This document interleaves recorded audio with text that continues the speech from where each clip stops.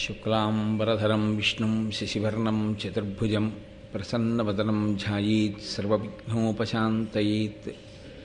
గురుర్బ్రహ్మా గురుర్విష్ణుః గురుర్దేవో మహేశ్వరః గురుః సాక్షాత్ పరబ్రహ్మ తస్మై శ్రీగురవే నమః.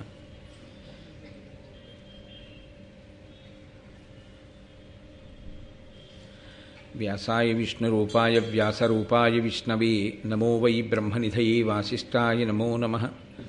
కూజంతం రామ రామేతి మధురం మధురాక్షరం ఆరుహ్య కవితాశాఖాం వందే వాల్మీకికోకిలం. శ్రుతిస్మృతిపురాణానాం ఆలయం కరుణాలయం నమామి భగవత్పాదశంకరం లోకశంకరం. వాగర్ధావివ సంపృక్తౌ వాగర్ధప్రతిపత్తయే జగతః పితరౌ వందే పార్వతీపరమేశ్వరౌ. సూక్తిం సమగ్రేతున స్వయమేవ లక్ష్మీః శ్రీరంగరాజమహిషీమధురైః కటాక్షైః. వైదగ్ధ్యవర్ణగుణగుంభనగౌరవైర్యాం కండూలకర్ణకుహరాः కవయోధయంతి. హైమోర్ధ్వపుండ్రమజహన్మకుటం సునాసం మందస్మితం మకరకుండలచారుగండం బింబాధరం బహుళదీర్ఘకృపాకటాక్షం శ్రీవేంకటేశముఖమాత్మని సన్నిధత్తాం. విమలపటీ కమలకుటీ పుస్తకరుద్రాక్షశస్తహస్తపుటీ కామాక్షీ పక్ష్మలాక్షీ కలిత విపంచీ విభాసి వైరించి. మనోజవం మరుతతుల్యవేగం జితేంద్రియం బుద్ధిమతాం వరిష్టం వాతాత్మజం వనరయూధముఖ్యం శ్రీరామదూతం శిరసా నమామి. ఆపదామపహర్తారం దాతారం సర్వసంపదాం లోకాభిరామం శ్రీరామం భూయో భూయో నమామ్యహం. నారాయణం నమస్కృత్య నరం చైవ నరోత్తమం దేవీం సరస్వతీం వ్యాసం తతో జయముదీరయేత్. హరి ఓం. పరమేశ్వర స్వరూపైన సభకి నమస్కారం.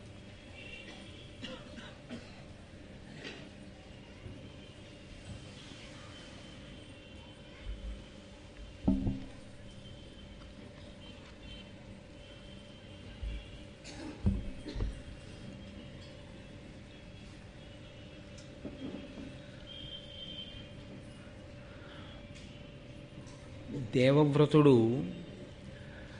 తండ్రి కోరుకున్నటువంటి వనితని ఆయనకి భార్యని చేయడం కోసం భీషణమైనటువంటి ప్రతిజ్ఞ చేసినటువంటి కారణం చేత భీష్ముడు అని ఆయనని దేవతలు ఋషులు కీర్తించి పుష్పవృష్టి కురిపించి ఆయన పట్ల తమ ఆదరభావమును వెల్లడి చేస్తే తండ్రి స్వచ్ఛంద మరణాన్ని వరంగా ఇచ్చాడు. తదనంతరము సత్యవతీదేవిని మహానుభావుడు శంతన మహారాజు గారు భార్యగా స్వీకరించాడు. సత్యవతీదేవి కారణజన్మురాలు.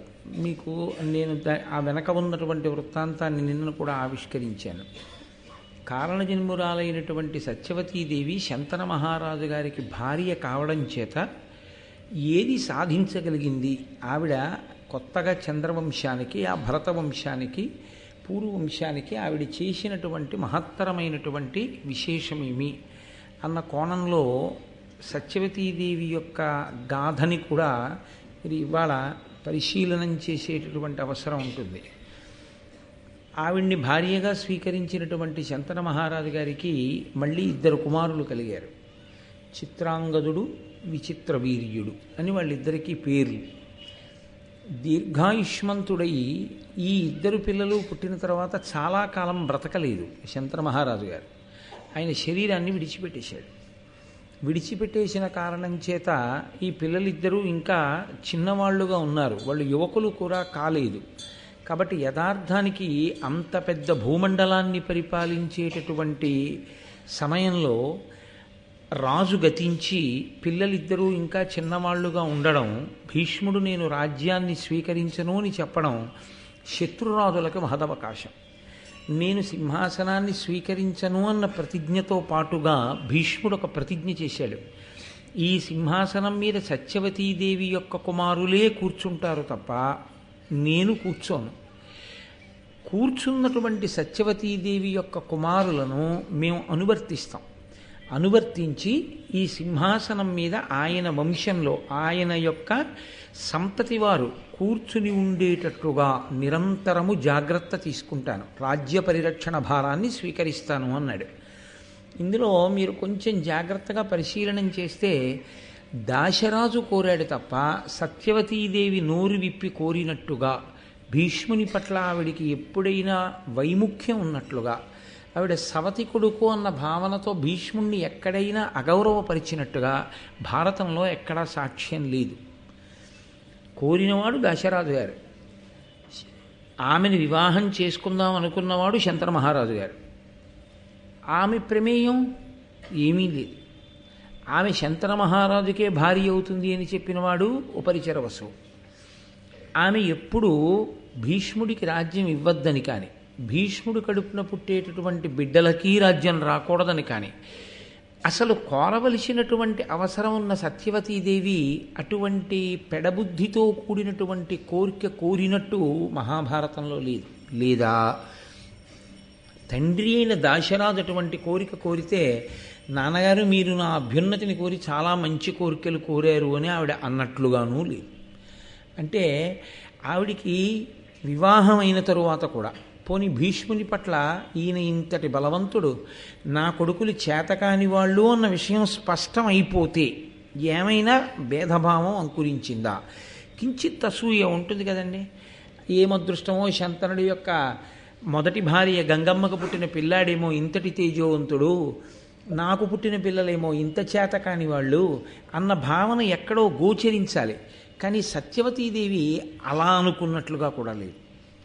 కాబట్టి ఒక సంక్లిష్టమైనటువంటి పరిస్థితి చంద్రవంశంలో ఏర్పడుతున్నటువంటి సమయంలో, అత్యంత ప్రమాదకరమైనటువంటి పరిస్థితి ఏర్పడబోతున్న సమయంలో, సింహాసనం శూన్యమైపోయేటటువంటి రోజు దగ్గరకు వచ్చేస్తోంది. అటువంటి రోజుల్లో ఆ సమస్యని పరిష్కరించగలిగినటువంటి దృఢచిత్తముతో నిలబడగలిగిన ఏకైక వ్యక్తి సత్యవతీదేవి. ఆవిడ ఎక్కడైనా వైక్లభ్యాన్ని పొందిందో, ఆవిడ ఎక్కడైనా ధర్మాన్ని అనుసరించడంలో తత్తరపాటు పడిందో, ఇక చంద్రవంశంలో ఆ సింహాసనం మీద కూర్చోవడానికి అధికారులు లేరు. అక్కడతో అయిపోయింది. శంతన మహారాజు గారితో అయిపోయింది. అటువంటి స్థితిని చాలా జాగ్రత్తగా ఎదుర్కోగలిగినటువంటి పరిణతి ఒక స్త్రీకి ఉండడం అంటే సామాన్యమైన విషయం కాదు.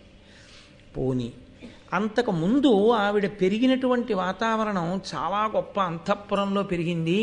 ఈ రాచరికాలు, ఇటువంటి సింహాసనాలు, వారసత్వాలు, పిల్లలు, ధర్మము ఇవన్నీ తెలుసు అని అనుకుందామా? ఆవిడ కేవలం యమునా నదిలో తండ్రి గారి ఆజ్ఞ మేరకు వచ్చేటటువంటి యాత్రికులను ఆవలి ఒడ్డు నుంచి ఈవలి ఒడ్డుకు పడవ మీద దింపుతుంటుంది. అదొక్కటే ఆవిడ చేసిన పని. శంతన మహారాజు గారి వివాహం చేసుకునేంత వరకు అదొక్కటే. పోనీ పెరిగిన వాతావరణం అందామా? ఆవిడ పెరిగింది దాశరాజు దగ్గర. ఇంత గొప్ప సింహాసనానికి అధిపతి అయినటువంటి శంతన మహారాజు గారికి అకస్మాత్తుగా భార్య అయిపోయింది. ఆవిడ భార్య అవ్వడం కాదు, అంతటి మహాబలవంతుడు ధర్మాత్ముడైనటువంటి భీష్మాచార్యునకు తల్లి అయిపోయింది. అంతకుముందు సమస్త లోకములకు గురువైనటువంటి వ్యాస భగవానుడికి తల్లి అయిపోయింది. ఇన్నిటిని నిర్వహించగలిగినటువంటి ఒక గొప్ప స్త్రీమూర్తి కావాలి కాబట్టే పరమేశ్వరుడు ఉపరిచరి వసువు యొక్క వీర్యం ఆ అద్రిక చాపరూపంలో తాగి ఒక ఆడబిడ్డని ప్రసవించి ఈ స్థితిని ఎదుర్కోగలిగినటువంటి ఒక మహనీయమూర్తి సృజింపబడేటట్టుగా చేశాడు. అందుకే మహాభారతంలో చాలా తక్కువసేపు కనపడిన సత్యవతీదేవి ఆవిడ పోషించినటువంటి పాత్ర అనన్య సామాన్యము. సత్యవతీదేవిలా ధర్మాన్ని ఊంచుకుని సమస్యని పరిష్కరించుకోగలిగినటువంటి సత్తాతో ఎక్కడెక్కడ ఎలా ప్రవర్తించాలో అలా ప్రవర్తించి ఆ స్థానానికి తగినట్లు ఒదిగి నిలబడగలగడంలో అసలు చాలా చాలా చాలా కోట్ల కోట్ల కోట్ల మందిలో ఏ ఒక్కరో తప్ప అలా నిలబడగలిగినటువంటి ప్రజ్ఞాశాలురు ఉండరు. అంతటి ప్రజ్ఞ కేవలంగా ఆవిడ కారణజన్మురాలైన కారణం చేతనే ఆవిడ ఉంచుకోగలిగింది. ఇది ఆవిడ అద్రికకి పుట్టినప్పుడు మనకు అర్థం కాదు, ఏమిటి ఇలా ఉందనిపిస్తుంది. కానీ ఆవిడ అద్రికకు పుట్టి దాశరాజు దగ్గర పెరిగి వేదవ్యాసుడికి జన్మనిచ్చి కన్యాత్వం భంగపడకుండా వరాన్ని కోరి శంతన మహారాజు గారికి ఇల్లాలై 2 బిడ్డల్ని కని ఆ 2 బిడ్డలు చచ్చిపోయినాడు. సత్యవతీదేవి యొక్క గొప్పతనం ఏమిటో, ఎందుకు ఎలా నిలబడగలిగిందో మనకు అర్థమవుతుంది. అందుకు సృజించాడు రా ఇలాంటి వ్యక్తిని పరమేశ్వరుడు, లేకపోతే ఆ సింహాసనానికి ఎంత ఇబ్బంది వచ్చేదో అని మనకు అనిపిస్తుంది. కాబట్టి శంతన మహారాజు గారికి సత్యవతీదేవి యందు 2 కుమారులు జన్మించారు, చిత్రాంగదుడు, విచిత్రవీర్యుడు అని మీకు నేను మనవి చేశాను. భీష్ముడు చేసినటువంటి ప్రతిజ్ఞ కారణం చేత పెద్దవాడైన చిత్రాంగదుడికి అయాచితంగా సింహాసనం లభించింది. లభించడం కాదు, ఏకకాలంలో ఏమైపోయిందంటే అన్నగారు భీష్ముడు చూస్తే ధర్మానికి కట్టుబడి సింహాసనాన్ని కాపలా కాస్తున్నాడు కాబట్టి శత్రురాజులు కన్నెత్తి చూడరు. తండ్రి శంతన మహారాజు చూస్తే మహాధర్మాత్ముడు, రాజర్షి కాబట్టి అసలు బెంగలేదు. భీష్ముడికి రావలసిన రాజ్యమా అనుకోకుండా తనకు వచ్చేస్తుంది. పోని తర్వాత ఏమైనా ఇబ్బందులున్నాయా? అసలు లేవు. తమ్ముడు ఏమైనా ప్రజ్ఞావంతుడా? రేపొద్దున్న తన తోడ పుట్టినవాడు సత్యవతీదేవికి ఏమైనా ప్రజ్ఞావంతుడా? అంత ప్రజ్ఞావంతుడేం కాడు విచిత్రవీర్యుడు. కాబట్టి ఇప్పుడు చిత్రాంగదునికి ఏర్పడినంత సానుకూల పరిస్థితి పుట్టుకతో అసలు ఎవరికీ ఉండదలా. A luckiest person born under a lucky star to a golden stomach under with a silver spoon in his mouth అంటూని ఇంగ్లీష్లో ఒక ప్రొవర్బ్ చెప్తుంటారే, అలా అంత అదృష్టంతో పుట్టాడే. అటువంటి చిత్రాంగదుడు ఇన్ని అవకాశాలను ఈశ్వరుడు ఇస్తే అహంకారంతో కాల రాచుకున్నాడు. ఇవన్నిటినీ దేనికి స్వీకరించగలిగాడంటే, నా అంత గొప్పవాడు ఎక్కడుంటాడు, నా అంత అదృష్టవంతుడు ఎక్కడుంటాడు, నా అంత తెలివైనవాడు ఎక్కడుంటాడు, భావిరాసు. ఈ ఒక్క అహంకారం అతన్ని ఏం చేసిందంటే దేవతల్ని, ఋషుల్ని, గంధర్వుల్ని ఎవరినీ లెక్క పెట్టకుండా చేసింది. ఎక్కడ అహంకారం పెరిగిందో, ఎక్కడ దేవతలు బాధపడ్డారో, ఎక్కడ ఋషులు బాధపడ్డారో అక్కడ మనం ఎంత గొప్పవాళ్ళమని మనం అనుకుంటున్నామో అక్కడ అనుకోని రీతిలో పరమేశ్వరుడు ఒక గొప్ప అవకాశాన్ని సృజించి దాని చేత ఆ వ్యక్తి మడిసిపోయేటట్టు చేస్తాడు. నరసింహావతారం రాలా అన్ని కోరికలు కోరుకుంటే హిరణ్యకశిపుడు. కాబట్టి ఇప్పుడు చిత్రాంగదుడు అని పేరున్నటువంటి వేరొక గంధర్వుడు ఒక ఆయన ఉన్నాడు. ఒకసారి ఆయనకి ఈయనకి పెద్ద యుద్ధం ప్రారంభమైంది. దేనికి ప్రారంభమైందంటే ఇందులో మళ్ళీ ఇదో విచిత్రమైనటువంటి లక్షణం ఒకటి ఉంటుంది. ఈ పేరు నీకన్నా ఉండాలి, ఈ పేరు నాకన్నా ఉండాలంటుంటారు. ఎందుకంటే అదొక గొప్పతనం. ఈ పేరు నాకు ఒక్కడికే ఉండాలి, భూమండలం మీద నీకు ఉండకూడదు అంటూ ఉంటారు. అది నన్నయ్య గారు చెప్పారా అన్నది అవసరం లేదు. అటువంటి అహంకారం ఉన్నటువంటి వాడికి మనసులో ఉంటుంది. మీరు పురాణాలని పరిశీలనం చేసినప్పుడు ఇలాంటివి చాలా కనపడతాయి మీకు లోకంలో. కాబట్టి ఇప్పుడు ఈయన ఆ చిత్రాంగదుడు గంధర్వుడి మీదకి యుద్ధానికి వెళ్ళాడు. ఆయన అన్నాడు, మనం యుద్ధం చేయడానికి నీకు సైన్యం నాకు సైన్యం ఎందుకు, మన ఇద్దరం ద్వంద్వ యుద్ధం చేద్దాం. కాబట్టి ఇతరులు జోక్యం చేసుకోకూడదు. ఇప్పుడు ఏమైంది, అవతల భీష్ముడు ఆదుకోవడానికి రావడానికి లేకుండా పోయింది. శంతన మహారాజు గారా వాళ్ళిద్దరూ యువకులు కాకముందే శరీరం వదిలేశాడు. పెద్ద కొడుకు అయినందుకు భీష్ముడు చేసింది ఏమిటంటే ధర్మం తప్పకుండా అంత్యేష్టి సంస్కారం చేసి తండ్రి ఉన్నత లోకాలు పొందడానికి కొడుకు చెయ్యవలసినటువంటి విధులనన్నింటినీ పరమశాస్త్రీయంగా నిర్వహించాడు. ఇప్పుడు ఈ చిత్రాంగదుడు ఆ చిత్రాంగదుడితో యుద్ధం ప్రారంభం చేశాడు. నరగంధర్వాధిపులియ్యురువురు చిత్రాంగదులు సహింపక అని నొండొరు తాకి వీక పొడిచిరి హిరణ్వతీ తీరమున అహీన బలాఢ్యుల్ వాళ్ళేమీ తక్కువ బలవంతులేం కారు, మహాబలవంతులైనటువంటి ఆ గంధర్వుడైనటువంటి చిత్రాంగదుడు, శంతన మహారాజు గారి కొడుకైనటువంటి చిత్రాంగదుడు ఇద్దరూ కలిసి హిరణ్వతీ నదీ తీరంలో ద్వంద్వ యుద్ధం ప్రారంభం చేశారు. గంధర్వుడు మోసపూరితమైనటువంటి యుద్ధంలో వెంటాడి వేటాడి శంతనుని కుమారుడైనటువంటి చిత్రాంగదుణ్ణి చంపేశాడు. దాంతో అసలు పెళ్ళి అవ్వలేదు, భార్య లేదు, పిల్లలు లేరు. పట్టాభిషేకం చేశాడు భీష్ముడు చిత్రాంగదుడికి సింహాసనం మీద కూర్చోమని. తన అహంకారంతో అందరినీ లక్ష్య పెట్టకుండా తిరిగినటువంటి ప్రవర్తన చేత శత్రువుని కొని తెచ్చుకుని గంధర్వుడితో ద్వంద్వయుద్ధం చేసి చిత్రాంగదుడు మరణించాడు. కాబట్టి ఇప్పుడు విచిత్ర వీర్యుణ్ణి తీసుకెళ్లి సింహాసనం మీద కూర్చోబెట్టారు. అంటే మీరు ఒక విషయాన్ని గమనించాలి. ఒక్కొక్కసారి మనిషి చాలా చిన్నతనంలో చిన్న వయస్సులో గొప్ప అనుభవాన్ని పొందేస్తాడు. ఎవ్వరికీ లేనంత పరిణితి వచ్చేస్తుంది. ఎందుకు వచ్చేస్తుందో తెలుసా అండి? అతను ఉన్నటువంటి స్థానం, ఆ స్థానం చేత ఆ పరిణితి వచ్చేస్తుంది అంతే. చాలా మర్యాద కలిగినటువంటి కుటుంబం, ఎంతో చక్కటి కుటుంబం, సంతోషంగా కాలం గడిచిపోతోంది. కింద 3 చెల్లెళ్ళు, పైన ఒక్క అన్నగారిగా పుట్టాడు. తల్లి తండ్రి ఎంతో ప్రేమతో ఉన్నారు. తండ్రి గారు మహాగౌరవనీయుడు, ఎంతో కీర్తి ప్రతిష్టలు ఉన్నవాడు. అకస్మాత్తుగా తండ్రికి ఏ వడగాడ్పో కొట్టి చచ్చిపోయారు. ఇప్పుడు ఈ పిల్లవాడికి చాలా చిన్నతనం నుంచే పెద్దరికం వచ్చేస్తుంది. ఎందుకో తెలుసా అండి? ఆ చెల్లెళ్ళకి ఎవరికి పెళ్లి సంబంధానికి వెళ్ళనివ్వండి, రేపు ఎవరు చూస్తారు ఈ అమ్మాయిని అని అడుగుతారు. నేను చూస్తానని వాడికి చెప్పడం అలవాటైపోతుంది. అలవాటై ఆ చెల్లెళ్ళ పెళ్ళిళ్ళు చేసి, వీడికి ఇంకా పెళ్ళి అవ్వదు కానీ ఆ చెల్లెళ్ళకి పెళ్ళిళ్ళు చేసి వాళ్ళకి సారిచ్చి పంపించి వియ్యాల వారితో మాట్లాడి పురుటికి తీసుకొచ్చి ఆ పుట్టినటువంటి పిల్లల్ని మళ్ళీ అత్తవారింటికి పంపించి ఇలా ఇన్ని చేయడంలో వీడు పెళ్లి చేసుకోకముందే వీడికి చాలా పరిణితి వచ్చేసి అసలు వీడి పెళ్లి వేళటికి వీడికి పెద్దవాళ్ళు ఎవరో ఏమీ చెప్పక్కర్లేదు, వీడే చెప్పేస్తాడని. ఎందుకని అంటే మనిషి ఒక్కొక్కసారి అలా త్రోయబడతాడు. అది ఆ కర్తవ్యనిష్ట నుంచి తప్పుకున్న వాడికి అలా నిలబడగలిగిన ప్రజ్ఞ ఉండదు. ఆ కర్తవ్యనిష్టతో నిలబడిన వాడు ఆ పరిణితిని పొందుతాడు. మహానుభావుడు భీష్ముడు తాను కూర్చోవాలి సింహాసనం మీద, తన పెళ్లి చేసుకోవాలి, అది వదిలేశాడు. ఇప్పుడు ఆయనకి కూడా కొత్తగా ఒక విషయం తెలుస్తోంది. చిత్రాంగదుడు మరణించాడు, విచిత్ర వీర్యుడు సింహాసనం మీద ఉన్నాడు. తండ్రి ఏం చెప్పాడు? ఒక్క కొడుకు కాడురా అని చెప్పాడు. ఇప్పుడు విచిత్ర వీర్యుడికి కాని ఏదైనా జరగరానిది జరిగిందో అంతే. సింహాసనానికి చాలా సంక్లిష్ట స్థితి ఏర్పడిపోయినట్టు లెక్క. అది జరగకూడదు. చిత్రాంగదుల్లా ఇతను ఎవరి మీదకి యుద్ధాలకు వెళ్ళడమో, లేకపోతే యుద్ధానికి అన్నది ఒకటి పిలవాలి ఏమిటి, క్షత్రియులకి తప్పదు, వెళ్ళవలసి ఉంటుంది యుద్ధానికి. ఏ ప్రమాదమో పొటమరించకముందే విచిత్ర వీర్యుడికి వివాహం జరిగి విచిత్ర వీర్యుడికి బిడ్డలు కలగాలి. ఆయన అంత పెద్ద ప్రజ్ఞాశాలని కానీ అంత గొప్ప చరిత్ర ఉన్నవాడని కానీ ఎక్కడా లేదు మహాభారతంలో.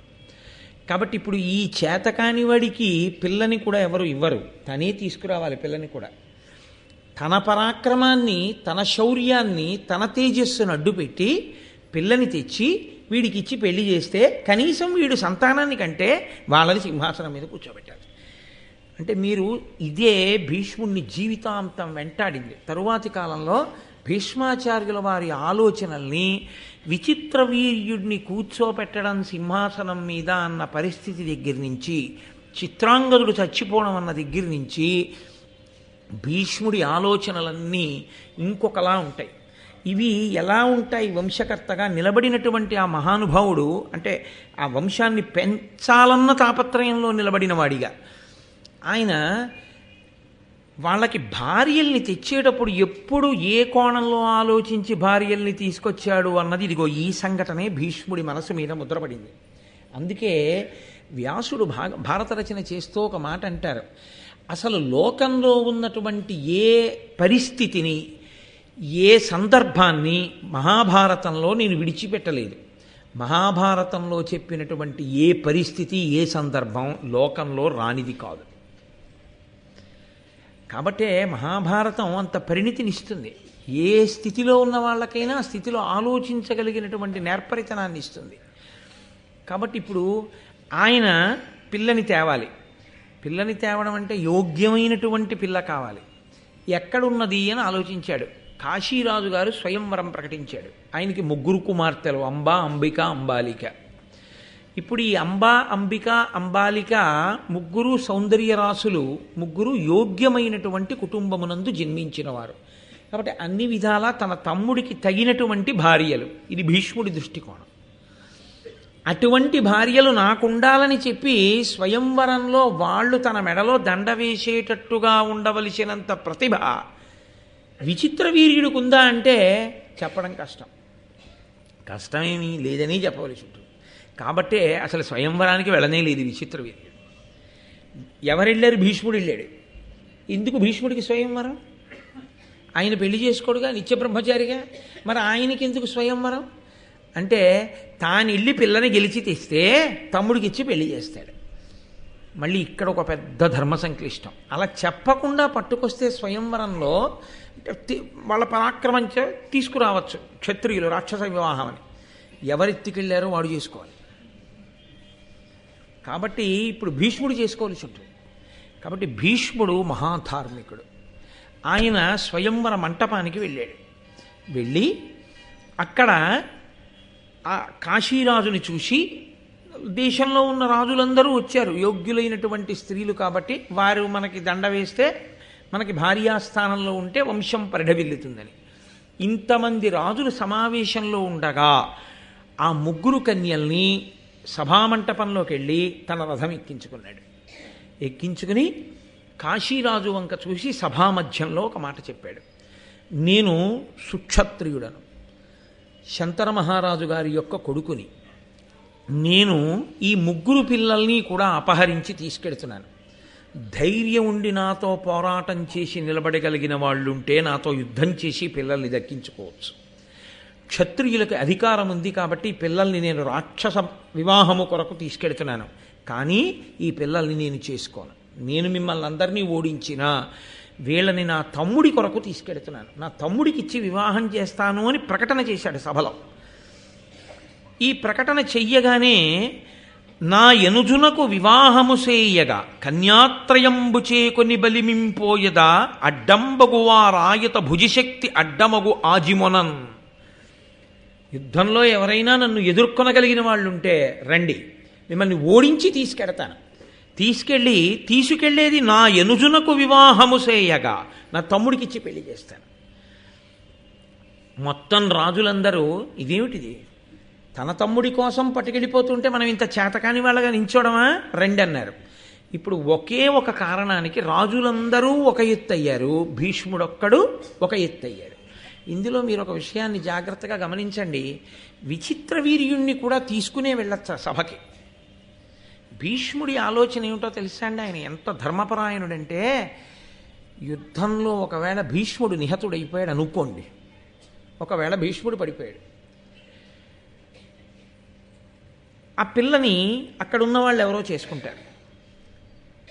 అది సంభవం కాదు, ఒక్కనాటికి జరగదు. ఎందుకు జరగదు అంటే, తాను మరణించాలనుకుంటేనే మరణిస్తాడు భీష్ముడు. తండ్రి గారు వరం ఇచ్చాడుగా. విచిత్ర వీర్యుణ్ణి తీసుకెళ్ళాడు అనుకోండి, ఆ జరగరానిది ఏదో విచిత్ర వీరుడికి జరిగితే అప్పుడు ఆ పిల్లల్ని తీసుకొచ్చి ఏమిటి ప్రయోజనం? సింహాసనం తన చేత్తో తానే ఖాళీ చేశాడు. అందుకని విచిత్ర వీర్యుణ్ణి అంతఃపురంలో ఉంచి తాను వెళ్ళాడు స్వయంవరానికి. అంటే ఆయన ఎంత ఏ మాట అన్నాడో ఆ మాటకి ఎంత ప్రేమాస్పదుడై కట్టుబడ్డాడో చూడండి. ఒక అన్నగారు తండ్రి లేనటువంటి స్థితిలో తండ్రిగా నిలబడాలంటుంది ధర్మశాస్త్రం. నిజంగా తండ్రిలాగే నిలబడ్డాడు భీష్ముడు. ఆయనకి ఒకటి పెళ్ళయిందా, కానీ ఎంత పరిణతో చూడండి, ఎంత విశాల హృదయమో చూడండి మహానుభావుడిది. ఆ ముగ్గురు పిల్లల్ని తీసుకుని వస్తున్నాడు. మిగిలిన రాజులందరూ ఆయన మీదకి యుద్ధానికి వచ్చారు. వారలనందర రౌద్రాకారుండై కసి మసంగి గాంగేయుడు దుర్వార పటు బాణ నిహతిని వీరాహవరంగమునకు విముఖల చేశన్. భీష్ముడొక్కడే మిగిలినటువంటి రాజులందరినీ కూడా, ఇన్ని వేల మంది రాజుల్ని భీష్ముడొక్కడే ఓడించి తెగటార్చి ఆయన ఆ ముగ్గురు కన్యల్ని తీసుకుని వెళ్ళిపోతున్నాడు. వెళ్ళిపోతుంటే సాల్వుడు ఆయన మీదకి యుద్ధానికి వచ్చాడు. ఈ రాజులందరూ ఓడిపోయిన తరువాత సాల్వుడు వచ్చాడు. ఈ వసుధాధినాథుల జయించిన ఎట్టిది కాదు, చక్కనై పోవక నిల్వు నా గెదిరి పోర మదీయ ధనుర్విముక్త నానావిధ మార్గణోగ్ర గహనంబునన్న దిగ్భ్రమనొంద కిమ్మియింపోవగవోలు నీకనుచు పురుకులోత్తమతాకె వీకతోన్. ఆ సాల్వుడు వచ్చి అన్నాడు, వీళ్ళందరితో యుద్ధం చేయడం కాదు, ఈ వసుధాధినాథుల జయించిన ఎట్టిది కాదు, చక్కనైపోవక నిల్వు. వీళ్ళని గెలిచి వెళ్ళడం కాదు, యుద్ధం చేస్తే నాతో చెయ్యి, నిన్ను మట్టు పెడతాను. ఏమనుకున్నావో, నేను వేసేటటువంటి బాణ పరంపరకి దిగ్భ్రాంతి చెందుతా ఉన్నాడు. దిగ్భ్రాంతి అని అదొక చిత్రమైన మాట, వేదాంతంలో కూడా ఎక్కువగా వాడతారు. దిగ్భ్రాంతి అంటే ఏ దిక్కు ఏదో తెలియకుండా పోవడం, ఆ స్థితిని పొందుతావు అని యుద్ధానికి వచ్చాడు. సాల్వుణ్ణి తక్కువ చేసి అంచనా వేయడానికి ఏం లేదు, సామాన్యుడేం కాడు సాల్వుడు. ధృతిమయీ శతసంఖ్యయు దశశత సంఖ్యయు శతసహస్ర సంఖ్యయును శతాయుత సంఖ్యయుగా దేవవ్రతు మీదను సాల్వుడేశ వాడిశరంబుల్. ఆయన 1000, 100,000, 1,00,000 ఇన్ని బాణములను ఏకకాలంలో తన ధనస్సుకి సంధించి భీష్ముడి మీదకి విడిచిపెట్టాడు. ఇన్ని బాణములు తన మీద పడకముందు గాలిలోనే తుత్తునియలు చేసి ఒక్క బాణంతో ఆ సాల్వుని యొక్క రథాన్ని, సారథిని, గుర్రాల్ని పడగొట్టాడు భీష్మాచార్యుల వారు. నన్నయ్య గారు ఇక్కడ ఒక చిత్రమైనటువంటి మాట ఒకటి వేశారు. ఈ మాట మిగిలిన రాజులకి వేయలేదు, సాల్వుడికి మాత్రమే వేశారు. ఈ మాటని ఆధారం చేసుకునే భావి కథ నడిచింది. ధృతిమయి ఆ రథమును రజ్యంబులు సారథియును వృధయైన భగ్నరథుడై భాగీరథి కొడుకు చేత విమనోరథుడై సాల్వుండు నిజపురంబున కరికెన్. రథం విరిగిపోయింది, గుర్రములు చనిపోయాయి, సారథి చనిపోయాడు భీష్ముడు వేసిన ఒక్క బాణానికి.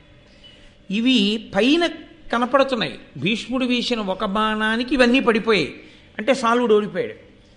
పైకి కనపడని రథం ఒకటి విరిగిపోయింది అన్నారు నన్నయ్య గారు. ఏ రథం విరిగిపోయింది? మనోరథం విరిగిపోయింది అన్నారు. ఏమి మిగిలిన రాజులందరూ కూడా ఓడిపోయారుగా, వాళ్ళ మనోరథం విరిగిపోలేదుగా, మరి ఈయన మనోరథం విరిగిపోవడం ఏమిటి అంటే, ఈ ముగ్గురిలో ఎవరో ఒక ఆవిడ ఈయనకి భార్యనవుతానని అంగీకరించింది పూర్వమే. ఈయన కూడా ఆమెని భార్యగా స్వీకరించడానికి అంగీకరించి ఉన్నాడు. కాబట్టి ఈయన మనోరథం విరిగిపోయింది. అంటే ఇప్పుడు ఈ సాల్వుడితో భీష్ముడు చేసిన యుద్ధం ఎదర భారత కథని చాలా పెద్ద మలుపే తిప్పబోతోంది. అది సామాన్యమైన మలుపు కాదు. ఇక్కడ విరిగింది సాల్వుడి మనోరథమైన, నిజానికి ఇదే భీష్ముని యొక్క మరణానికి కూడా కారణమైంది ఈ యుద్ధమే. ఇది మహానుభావుడు చేసింది తన వంశాన్ని నిలబెట్టుకోవడానికి. కానీ ఇక్కడ సాల్వుడితో చేసిన యుద్ధం ఏదుందో ఈ యుద్ధమే చిట్ట చివర భీష్మాచార్యుల వారు శరీరాన్ని విడిచిపెట్టడానికి కారణమైంది. అది ఇంకా చాలా దూరం. భీష్మాచార్యుల వారు మహానుభావులు ఎన్ని పర్వాల్లోనో కనిపిస్తారు మనకి. కాబట్టి ఈ సాల్వుడు ఓడిపోయి భీష్ముడిని ఎదిరించలేక వెళ్ళిపోయాడు. భీష్ముడు ఆ ముగ్గురు కన్యల్ని తీసుకుని తన యొక్క అంతఃపురానికి వెళ్ళిపోయి తల్లికి అప్పచెప్పాడు. అమ్మ, 3 కన్యల్ని తీసుకొచ్చాను, ఈ ముగ్గురిని ఇచ్చి విచిత్ర వీర్యుడికి వివాహం చేద్దాం. తల్లి సత్యవతీదేవి యొక్క శీల వైభవం అది మహాభారతంలో. ఆమె పరమ సంతోషంగా ముగ్గురికి స్వాగతం చెప్పి లోపలికి తీసుకెళ్ళి కూర్చోబెట్టింది. ఇంతసేపు బాగానే ఉంది అంబ ఆ ముగ్గురిలో. సత్యవతీదేవిని చూడగానే భోరున ఏడ్చింది. అంటే తన కష్టాన్ని చెప్పుకోవచ్చు అన్నటువంటి ఒక ఆడది దొరికింది చూడగానే సత్యవతి ఎందు. అంటే అసలు ఆవిడ ముఖము ఇతరుల కష్టం చెప్పుకోవచ్చు అనిపించేటట్టుగా ఉంటుందన్నమాట. అంత ప్రసన్న హృదయ, అంత మంచిది సత్యవతీదేవి. అందుకే ఆవిడ్ని చూడగానే అంబంది, పరగనన్ను సాల్వపతి వరించిన తండ్రి చేత పూర్వదత్తనైతి అమ్మహీషునకు నయంబున ఎయ్యది ధర్మ విరిగిదాని తలపుమిప్పుడు. ఇత పూర్వం నన్ను సాల్వుడు వివాహం చేసుకుంటాను అని అడిగాడు. నేను కూడా సాల్వుణ్ణి ఇష్టపడ్డాను. సాల్వుడికి మా నాన్నగారు మాట ఇచ్చి ఉన్నారు, నీకు నా పెద్ద కూతురైన అంబనిచ్చి వివాహం చేస్తాను అని. కాబట్టి అది జరుగుతుంది అని మా నాన్నగారు స్వయంవరం ప్రకటించారు. నేను ఇక సాల్వుడి మెడలో దండ వేయడం, సాల్వుడు నన్ను వివాహం చేసుకోవడం. ఖచ్చితంగా ఇంకా కొద్ది నిమిషములు మిగిలి ఉందనగా అందరూ అవాక్కా అయ్యేటట్టుగా, తన కొరకు కాదు తన తమ్ముడి కొరకని ముగ్గురిని రథం ఎక్కించి భీష్ముడు తీసుకొచ్చాడు. అమ్మ, నేను సాల్వుడిని వివాహం చేసుకుందాం అనుకున్నాను, సాల్వుడు నన్ను చేసుకుందాం అనుకున్నాడు, మా నాన్నగారు ఒప్పుకున్నారు, ఎత్తుకొచ్చాడు భీష్ముడు. ఇప్పుడు నువ్వు నాకు అత్తగారివి కాబోతున్నావు, నీ కొడుక్కి నేను భార్య అనవాలి, ధర్మం ఏదనుకుంటున్నావో అది నువ్వు చెయ్యి అంటాడు. నువ్వు ఇది చెయ్యి అనలేదు, నన్ను సాల్వుడికి ఇచ్చి వివాహం చేయించు అనలేదు. నన్ను నీ కొడుకు ఎలా చేసుకుంటావు అనలేదు, నన్ను ఇక్కడికి పంపు అని అనలేదు. నేను ఇలా సాల్వుడికి మనసిచ్చాను, సాల్వుడు నన్ను వివాహం చేసుకుందాం అనుకున్నాడు, తండ్రి గారు అంగీకరించారు. ఇది పరిస్థితి. చెప్పగానే ఎంత గొప్ప హృదయంతో అర్థం చేసుకుందో చూడండి. సత్యవతీదేవి ఒక్క మాట అనలేదు. భీష్ముడు విని నొచ్చుకున్నాడు. అరే రే, నాకు ఈ విషయం ముందు తెలియదు, తెలిసి ఉంటే నేను నిన్ను తీసుకుని వచ్చేదానను వచ్చేవాడిని కానీ కాదు, నిన్ను సాల్వునకే ఇచ్చి వివాహం చేసి ఉండేవాడిని.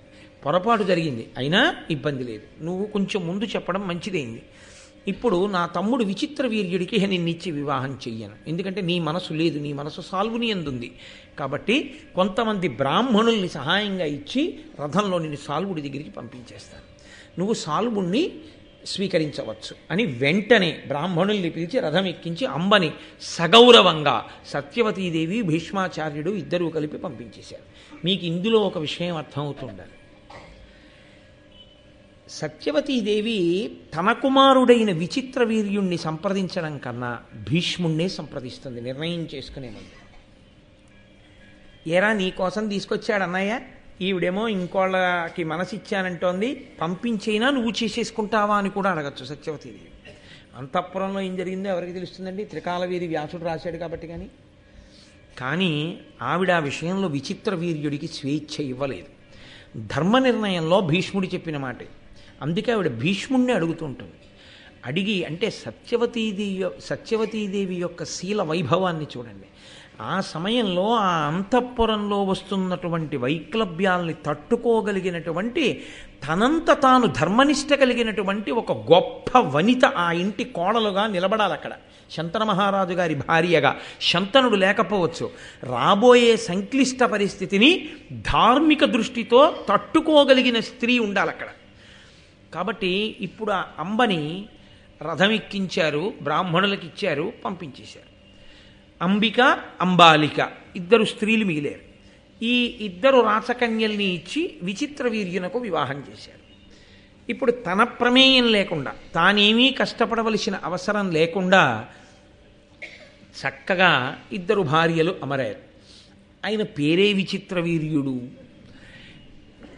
దేని వలన తన వంశము వృద్ధి పొందాలో, దేని వలన నలుగురు బిడ్డలు తనకి పుట్టాలో అటువంటిది పుట్టడానికి ఉపయోగపడకపోగా తాను చావడానికి పనికొచ్చింది. అందుకని విచిత్ర వీర్యుడయ్యాడేమో. ఆయన అపారమైనటువంటి భోగ లాలస కలిగినటువంటి వాడు. అది అగ్నిహోత్రంలో పోసిన నెయ్యి. ఆ కామాతురతకి ఇంకా ఒక అవధి లేదు. ఆ కారణం చేత నిరంతరముగా క్రీడించాడు అంబికా అంబాలికలతో ఆయన. దాని చేత ఆయన దేహము శుష్కించిపోయింది. శుష్కించి పటుత్వము తప్పి క్షయవ్యాధికి గురైపోయాడు. గురి అయి అంబిక అంబాలిక అప్పటికి 3 సంవత్సరాలైందండి. సత్సంతానమును పొందడం మీద దృష్టి కన్నా కామాతురతను అనుభవించటమునందు మాత్రమే దృష్టి. వివాహము దేని కొరకు చేయబడిందో విస్మరించి సంతానమును పొందడం వాయిదా వేసుకుని కామతృష్ణని అనుభవించడమే ప్రయోజనంగా బ్రతికినటువంటి బ్రతుకు ఎంత ప్రమాదాన్ని తెచ్చిందో చూపిస్తున్నటువంటి ఘట్టం మహాభారతమునందు అంతర్భాగము. ఇంతకన్నా నేను విడమర్చి చెప్పక్కర్లేదు. ఇవాళ సమాజంలో ఉన్నటువంటి అత్యంత హేయమైన పరిస్థితికి ఇది నిదర్శనం.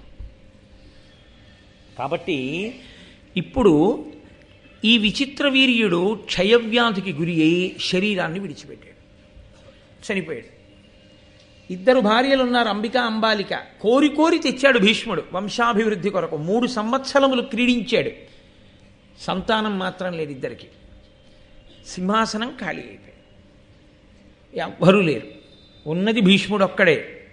భీష్ముడు ప్రతిజ్ఞ చేసి ఉన్నాడు. ఎవరి కొరకు ప్రతిజ్ఞ చేశాడో, ఏ సత్యవతీదేవి సంతానం కొరకు దాశరాజు ప్రతిజ్ఞ చేయించాడో ఆ సంతానం లేదు. ఇది మనుష్యులు స్వార్థంతో ఒకట ఆలోచిస్తే, వాళ్ళు ఇలా జరుగుతుందని వేసుకున్నటువంటి ఆలోచన పరమేశ్వరుడి యొక్క ఆలోచనల ముందు నిలబడం. ఆశ్చర్యకరంగా ఉంటాయి. రామాయణంలో కైకమ్మ భరతుడికి రాజ్యమిమ్మని వరాలు కోరి చిట్ట చివర భర్త పోయిన తర్వాత ఏడుస్తూ రాముడి దగ్గరికి వెళ్ళి మళ్ళీ రాజ్యం తీసుకొని ఏడిచినట్టే ఉంటుంది. కానీ కైకమ్మ పరిస్థితి వేరు, సత్యవతీదేవి పరిస్థితి వేరు. సత్యవతీదేవి ఎన్నడూ అలా అసలు నా పిల్లలకి రాజ్యం కావాలని శంతన మహారాజుని అడిగినట్టు కూడా లేదు.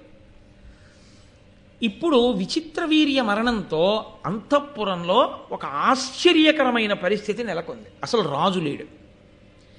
ఎందుకు రాజు లేడు అంటే ఒక క్షణం కూడా సింహాసనం మీద భీష్ముడు కూర్చోడు. రాజు లేకపోతే ఏమవుతుందో తెలుసా అండి? నెలకి కురవవలసిన వానల్లో ఒక వాన ఆగిపోతుంది, ఒక వర్షం ఆగిపోతుంది. కాబట్టి సస్యములు లభించవు. అంటే కావలసినంత పంట పండదు. కావలసినంత పంట పండదు కాబట్టి దేని ధర పెరగాలో దాని ధర పెరగదు, దేని ధర పెరగకూడదో దాని ధర పెరుగుతుంది. ఎప్పుడూ పెరగకూడనిది ఏది తింటే తప్ప మనిషి బతికి నిలబడలేడో, అన్ని స్థాయిలలో ఉన్న వాళ్ళకి లభ్యము కావాలో ఆ ధర పెరగకుండా ఉంచగలగడం ప్రభుత్వం యొక్క చిత్తశుద్ధికి తార్కాణం.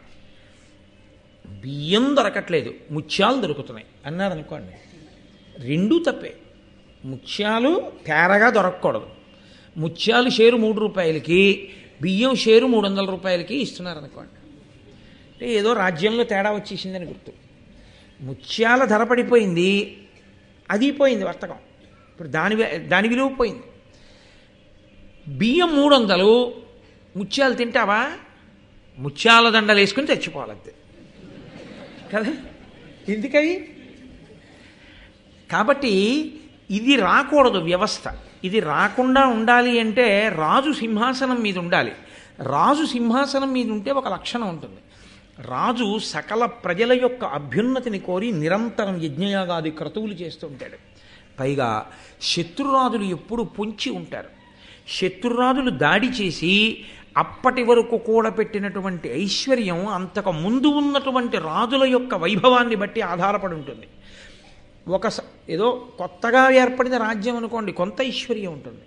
అప్పటికే మహాబలవంతుడైనటువంటి రాజు పరిపాలన చేసి ఉన్నాడనుకోండి, ఆయన దండయాత్రలు చేసి కూడపెట్టి తీసుకొచ్చినటువంటి నిధి నిక్షేపములు, కట్టినటువంటి భవంతులు, కొన్ని వేల సంవత్సరములుగా ఏర్పడిపోయినటువంటి వాటితో రాజధాని నగరం పరిఢవిల్లుతోందనుకోండి, దొంగలు, దోపిడీదారులు, శత్రురాజులు వీళ్ళు దోచుకోవడానికి పడుతుంది.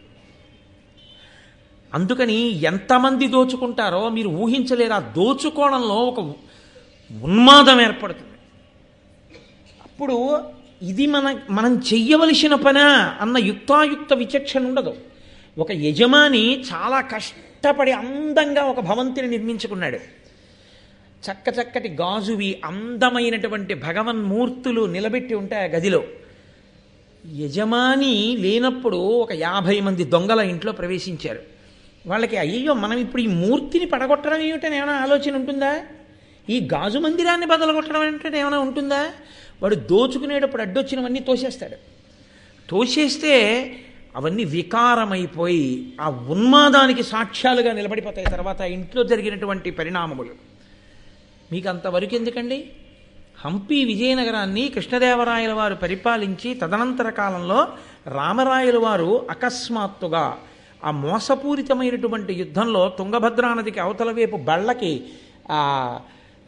కాగడాలు కట్టి చీకట్లో పంపించేస్తే సైన్యం వెళ్ళిపోతోందనుకుని తన సైన్యాన్ని పంపించేశాడు రామరాయలు.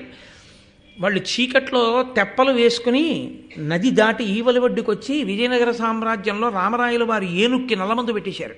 అది ఉన్మాదం వచ్చి ఆ రాజును కూడా ఎక్కించుకోకుండా కింద పారేశారు, చంపేశారు రామరాయలు వారు. రామరాయలు చచ్చిపోయిన తర్వాత విజయనగర సామ్రాజ్యంలో విజయనగరం కోటని 6 నెలలు దోచుకున్నారు. 6 నెలలు రాత్రింపవళ్ళు దోచుకున్నారు దాంట్లో ఉన్న ఐశ్వర్యాన్ని.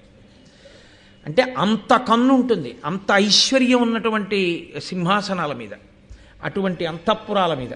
కాబట్టి మీరు దాన్ని ఒక కాకతాళీయంగా ఏదో చాలా సామాన్యమైన విషయంగా మీరు భావన చేయకూడదు. ఇప్పుడు ఈ ఉద్విగ్నత ఎక్కడి వరకు ఎడుతుందంటే రాజ్యం అంతటా విస్తరిస్తుంది. సింహాసనం ఖాళీ అయిపోయింది.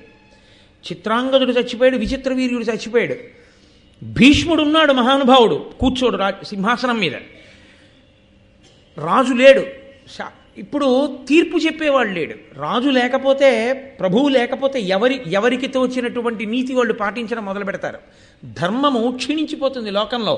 మళ్ళీ దీన్ని దారిలోకి తేవాలంటే సామాన్యమైన విషయం కాదు. ఎప్పటికీ వంశాంకురం పుట్టాలంటే పుడతాడు. వాడు ఎప్పుడు పెరిగి పెద్దవాడవుతాడు, ఎప్పుడు వాడు సింహాసనం మీద కూర్చుంటాడు. ఇప్పటికిద్దరు చిత్రాంగదుడు విచిత్ర వీర్యుడికి సంతానం కలగలేదు. ఏ గ్రహణం పట్టిందో ఆ సింహాసనం మీద ఓ ప్రభువు కూర్చుంటాడు. అసలు ఇది కొమ్ములు తిరిగినటువంటి మహానుభావులైనటువంటి మగవాళ్లే డీలా పడిపోయేటటువంటి సందర్భం. అందున ఎన్నడూ అసలు అంతఃపుర స్త్రీగా, ఒక మహారాణిగా, శంతన మహారాజు భార్యగా బయటికి రావడం కూడా కలిగినటువంటి సత్యవతీదేవి ఈ హఠాత్ పరిణామానికి ఎంత ఖిన్నురాలైపోతుందో అసలు ఆవిడ ఆలోచించగలదా ఏమైనా? ఇంకా ఎవరూ రాలేదు, దోచుకోలేదంటే ఒక్కటే కారణం. ఆనాడు దాశరాజుకి ఇచ్చాడు భీష్ముడు మాట, నేను వీళ్ళకు పుట్టే బిడ్డలకి నేను ఈ సింహాసనం మీద కూర్చోపెట్టి కాపాడడమునందు నేను కృతకృత్యుడనవుతానన్నాడు. అందుకని రాజప్రతినిధిగా తాను రాజ్యరక్షణ చేస్తున్నాడు. భీష్ముడు నిలబడి ఉండగా ఎవరొస్తారు?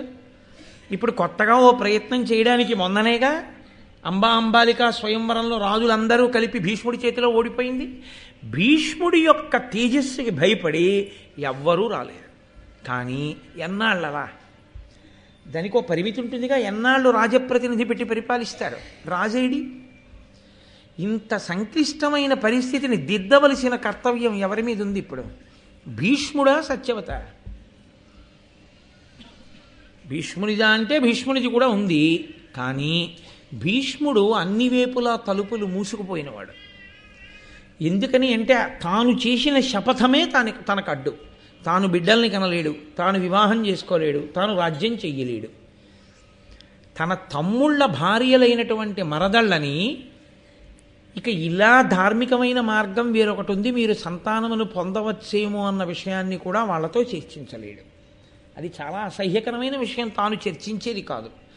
తన తల్లితో కూడా అటువంటి విషయాలు తాను ప్రస్తావిస్తే సవతి కొడుకు ఎటు తిరిగి ఎటుస్తుందో తెలియదు ఈ పరిస్థితిలో.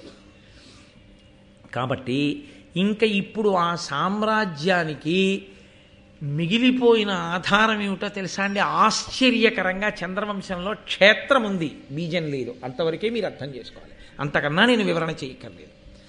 ధర్మపత్నులు ఉన్నారు, భర్తలు లేదు. కాబట్టి ఎలా వంశాంకురాలు రావడం?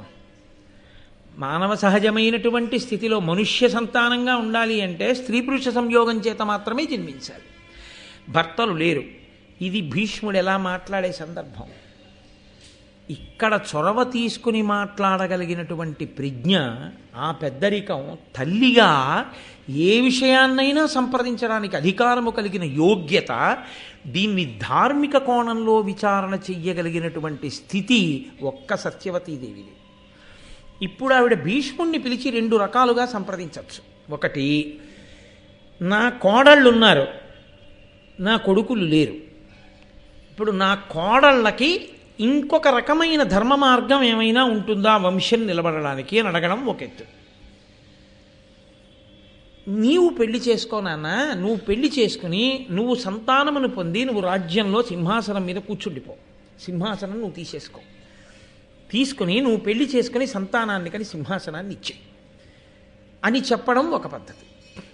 సత్యవతీదేవి పూర్తి స్వార్థమున్నదైతే రెండవ ప్రతిపాదన ముందు తీసుకురావాలి. తన కోడళ్ళకి బిడ్డలు పొందే అవకాశం ఏమైనా ఉందా, ఇది విచారణ చెయ్యాలి. ఆవిడ నిస్వార్థపరురాలైతే భీష్ముణ్ణి పిలిచి విశాల హృదయంతో, నువ్వు మీ నాన్నగారి కొరకు శపథం చేశావు, ఆ తండ్రి గారు వెళ్ళిపోయారు, ఇప్పుడు శంతన మహారాజు ఊహించని స్థితి వచ్చింది, ఇప్పుడు నువ్వు భీష్మించడంలో అర్థం లేదు. కాబట్టి నువ్వే ఇక సింహాసనం మీద కూర్చుని వివాహం చేసుకుని నీ పుత్రులకు సింహాసనమి, నువ్వు నా కొడుకువే. కాబట్టి నేను అది చూసి సంతోషిస్తాను తప్ప సింహాసనం ఖాళీగా ఉండిపోయింది అన్న అమర్యాద రాకుండా చూడు. రాజు లేడు, రాజపత్ని ఉంది. కొడుకులు లేరు, రాజమాత ఉంది. కొడుకున్నాడు, సింహాసనం మీద కూర్చోడు. అప్రతిష్ట నాకొచ్చింది కాబట్టి నువ్వు కూర్చో అని చెప్పవలసిన కర్తవ్యంలో సత్యవతీదేవి ముందు భీష్ముణ్ణి కూర్చోమంటుందా, తన కోడళ్ళకి సంతానం కలిగే మార్గం ఏమైనా ఉందా అని అడుగుతుందా? ఈ రెండిటిలో ఏది ముందు మాట్లాడుతుందన్న దాన్ని బట్టి సత్యవతీదేవి శీలం ఆవిష్కరింపబడుతుంది. ఆవిడ స్వచ్ఛత, ఆవిడ విశాల హృదయం అక్కడ తెలుస్తుంది. కాబట్టి ఒక హేయమైన విషయాన్ని చూసినట్టుగా దయచేసి మీరు ఈ ప్రత్యేక సందర్భాన్ని చూడకూడదు. ఎంత సంక్లిష్టమైన స్థితి ఏర్పడిందో, ఉన్న వ్యక్తులు ధర్మాన్ని పట్టుకోవడానికి ఎలా ప్రయత్నిస్తున్నారో మీరు చూడాలి. అంబాలిక ఏ మాట మాట్లాడలేదు, వారి దుఃఖంతో వారు ఉన్నారంతే. కాబట్టి ఇప్పుడు ఆ మహాతల్లి పిలిచి భీష్ముణ్ణి దగ్గర కూర్చోబెట్టుకుంది. ఆవిడ సంప్రదించాలంటే మంత్రుల్ని కూడా సంప్రదించవచ్చు, భీష్ముణ్ణి పక్కన పెట్టి. ఎందుకో తెలుసా అండి? ఏమో భీష్ముణ్ణి అడిగితే అసలు ఇంకొక ధర్మ మార్గం కూడా ఏమైనా ఉందన్నది చెప్పడేమో, చెప్పకుండా తానే సింహాసనం మీద కూర్చునే మార్గం చూసుకుంటాడేమో. అందుకని భీష్ముణ్ణి అడగకుండా ముందు మంత్రుల్ని, పురోహితుల్ని, కుల పెద్దల్ని అడుగుదాం అని కూడా ఆలోచించవచ్చు కదండి. అంతవరకు ఎందుకండి? నేను ఒక్క మాట అంటాను, మీరు కొంచెం విశాల హృదయంతో స్వీకరించండి. ఒక ఆవిడుంది, వివాహం అయింది, కడుపున బిడ్డలు పుట్టలేదు, బావగారుల అందరూ మరణించారు, మరుదులు మరణించారు, అకస్మాత్తుగా భర్త చనిపోయాడు. ఇప్పుడు ఆవిడ ప్రేతానికి ఎవరు సంస్కారం చెయ్యాలి అని అనుమానం వచ్చిందనుకోండి, వెంటనే ఏ అన్నదమ్ముడి వరుస వాళ్ళో ఎవరో పక్కింటి వాళ్ళు అక్కడ ఉంటే చేసేస్తారా? ఎవరినైనా పిలిచి అసలు ఎవరండి ఈవిడికి ఎవరున్నారు, వాళ్ళు చెయ్యొచ్చా, లేకపోతే వాళ్ళకి ఒకసారి ఫోన్ చేయమని విచారణ చేస్తారా?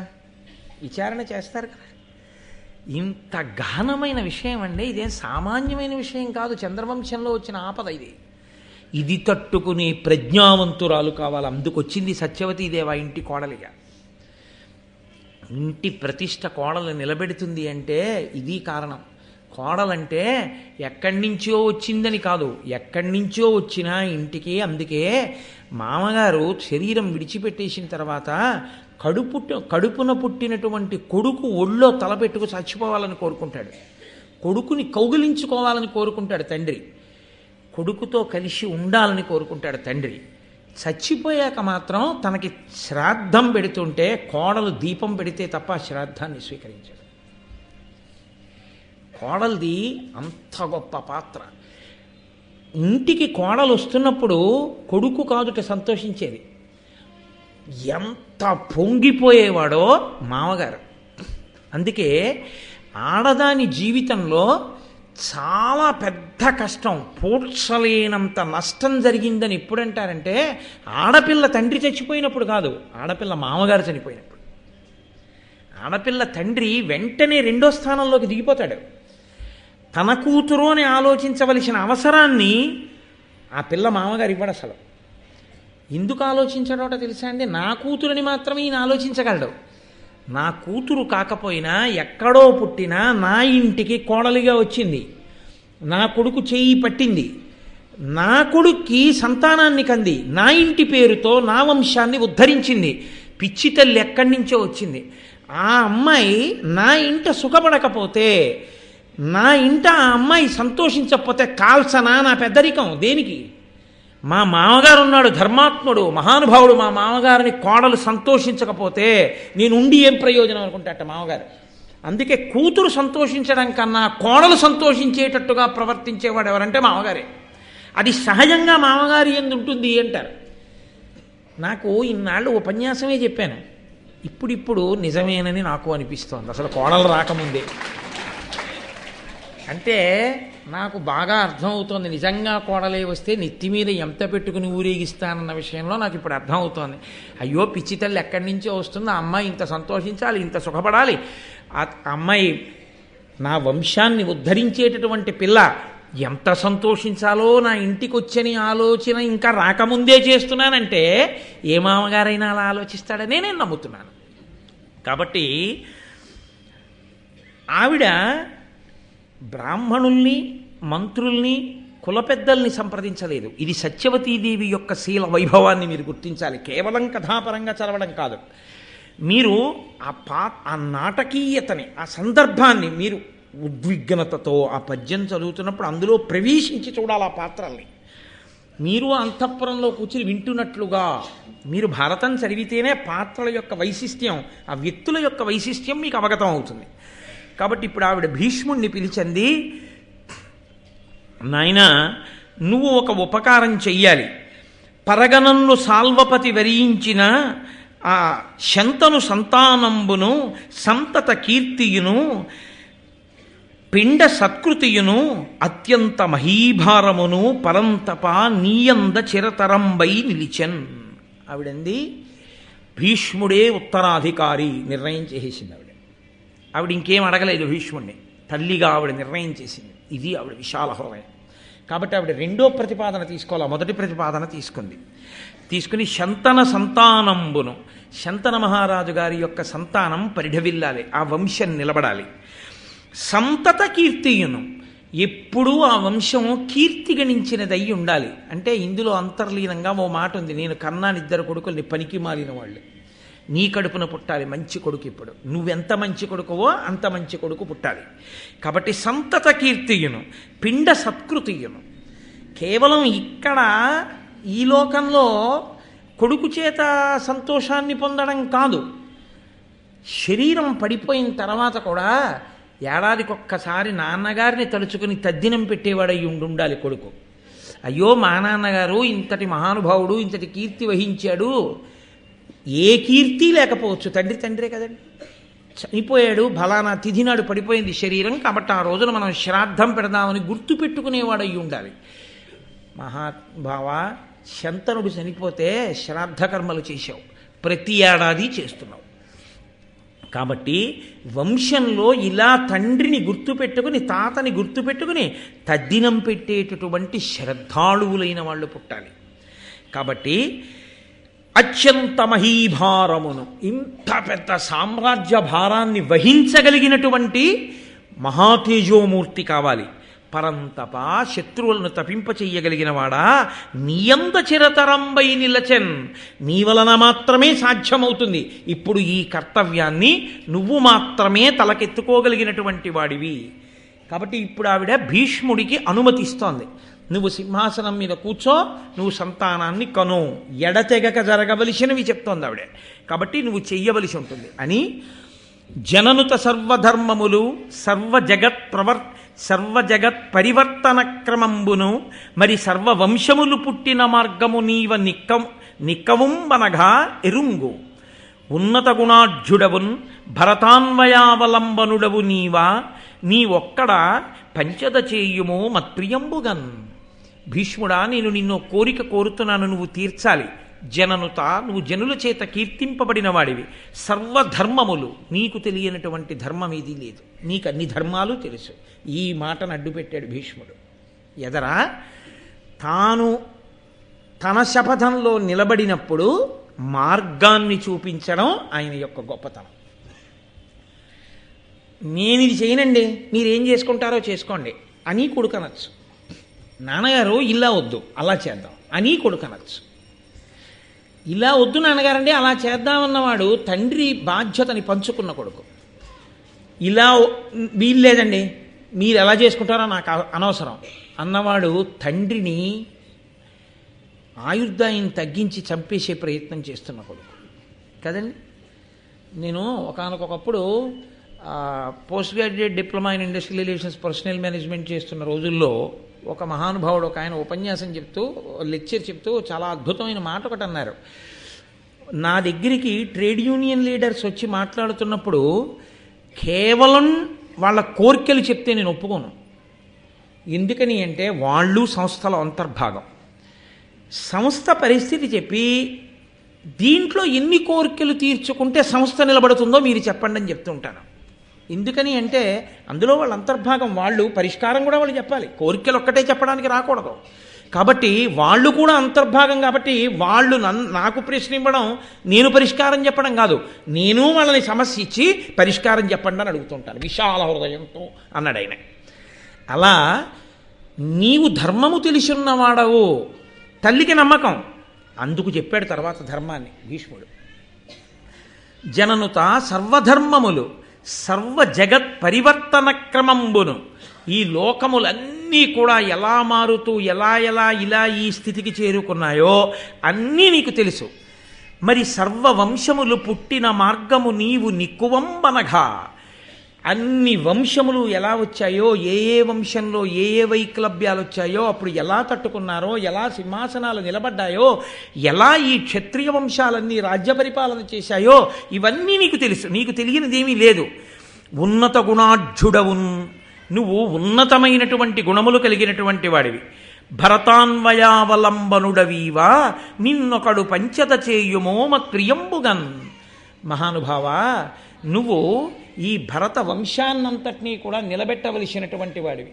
కాబట్టి నేను నిన్ను ఒక్క కోరిక కోరుతాను, నువ్వు దయచేసి ఆ కోరిక తీర్చవలసింది అని ఆ సత్యవతీదేవి భీష్మాచార్యుల వారిని తాను వరమడుగుతోంది. ఇప్పుడు చిత్రం ఏంటంటే, ఏ సత్యవతీదేవి కొరకు ఆమె అడగకపోయినా తాను ప్రతిజ్ఞ చేసి సింహాసనాన్ని సంతానాన్ని వదిలిపెట్టాడో, సంతానాన్ని అంటే బ్రహ్మచర్యాన్ని స్వీకరించి సంతానం పొందకుండా ఉన్నాడో, ఆ సత్యవతీదేవియే ఇప్పుడు భీష్ముణ్ణి ప్రార్థన చేస్తోంది, నాకు ఒక కోరిక ఇయ్యి.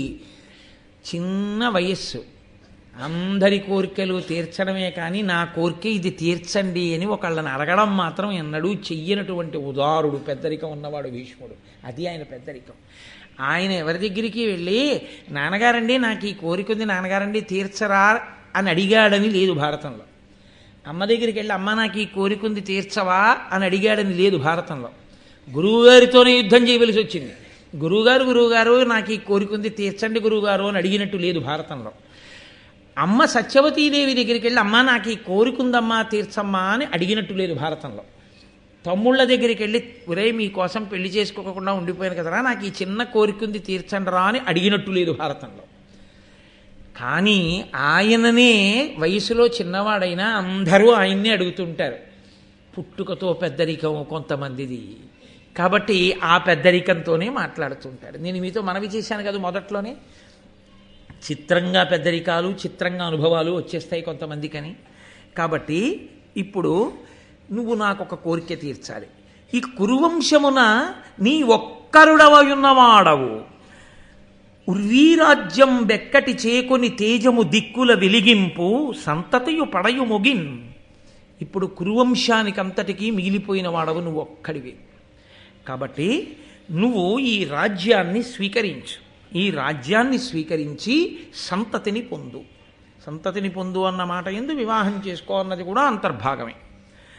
కాబట్టి అని ఆవిడంది, నిరతంబు బ్రహ్మ మొదలుగా వరుసున ఎడతెగక ఇట్లు వచ్చిన వంశం బురుభుజ నీ ఉండగ నీ తరమున విచ్ఛిన్నమగుట ధర్మవే అని ఆవిడ ఒక పెద్ద ప్రశ్న వేసి, భీష్ముడిలో ఏ సానుకూల స్పందన ఆవిడికి కనపడలేదు. ఆవిడంది, బ్రహ్మగారి దగ్గర ప్రారంభమై పెరిగింది నీ వంశం.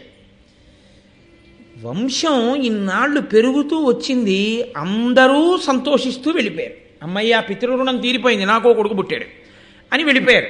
ఈ వెళ్ళిపోయిన వాళ్ళందరికీ ఆ పుట్టిన కొడుకు తజ్జనం పెడుతూ ఉండేవాడు కాబట్టి వాళ్ళు ధన్యులైపోయారు. నీకు బాధగా లేదా? బ్రహ్మగారితో ప్రారంభమైనటువంటి మీ వంశం నీ దగ్గర ఆగిపోతోంది.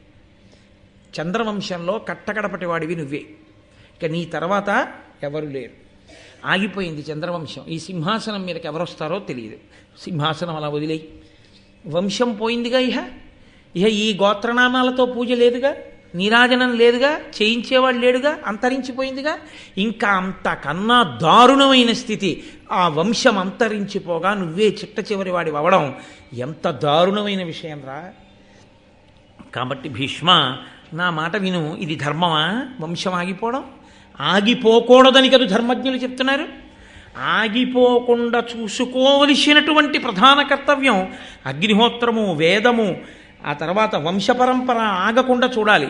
కాబట్టి నీవు ఈ వంశమును నిలబెట్టాలి కదా. అంటే భీష్ముడు అన్నాడు, విని భీష్ముడనియే నీకిట్లని ఆనతి ఈయతగునే అమ్మెయి నా పల్కిన పల్కును మరి నా తాల్చిన వ్రతమును చెరుప అంత చిరుతని చెప్పుడా. అమ్మా నువ్వు ఇలా అడగచ్చా? నీకు నా ప్రతిజ్ఞ తెలియదా? అమ్మా నేను చిన్న పిల్లాడినా అమ్మా, నేను ఏ ప్రతిజ్ఞ చేశానో ఆ ప్రతిజ్ఞ ఇవాళ కుదరదులే అని మళ్ళీ వెంటనే వదిలేసి మళ్ళీ వెంటనే వచ్చి సింహాసనం మీద కూర్చుని పెళ్లి చేసుకుని పిల్లల్ని కన్నా అది బాల్య చేష్టమా? నీకు తెలీదా ఇది జరగకూడదని? ఇందులో విచిత్రమైనటువంటి విషయం చూడండి. ఏ తల్లి కారణం చేత తాను స్వచ్ఛంద మరణాన్ని వరంగా పొందాడో, ఏ తల్లి కారణంగా తన మీద దేవతలు ఋషులు పుష్పవృష్టి కురిపించారో, ఏ తల్లి కారణంగా లోకంలో తన పేరు మరుగునబడి భీష్ముడన్న పేరు వచ్చిందో, ఈ మూడిటిని చెరిపి లౌకికంగా మళ్ళీ తీసుకొచ్చి సింహాసనం మీద కూర్చోబెట్టి పిల్లలకు అనేటట్టు చెయ్యాలని తల్లి చూస్తాడు. అందులో స్వార్థం లేదు, ధర్మమే ఉంది. ఇప్పుడు ధర్మము అని సత్యవతీదేవి మాటకి లొంగితే తాను పూర్వం సంపాదించుకున్నటువంటి అజరామరమైన కీర్తి నశించిపోతుంది.